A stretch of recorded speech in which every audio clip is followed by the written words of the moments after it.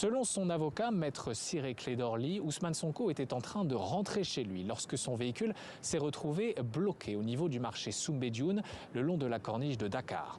Des éléments de la police lui auraient demandé d'emprunter un tunnel, ce que les membres du convoi ont refusé, craignant une éventuelle attaque. Le ton est monté, les partisans d'Ousmane Sonko ont été dispersés à coups de gaz lacrymogène et l'opposant a été extirpé de son véhicule par les gendarmes, comme l'attestent plusieurs vidéos.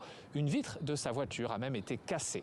Ousmane Sonko a finalement été reconduit chez lui dans un véhicule de la gendarmerie.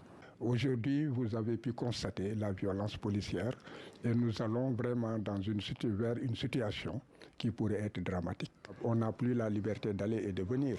Aujourd'hui, concrètement, depuis ce soir, Ousmane Sonko est en vérité en liberté surveillée. Ils ont quadrillé en fait tous les accès vers sa maison. Il ne peut plus sortir, n'est-ce pas? Et pour cela, il n'y a aucune décision de justice. Donc nous sommes entrés maintenant dans un état dictatorial.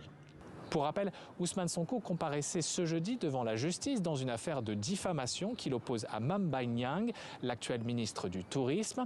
Une affaire dont l'enjeu est hautement politique, car si Ousmane Sonko est condamné, il pourrait être empêché de se présenter à l'élection présidentielle de 2024.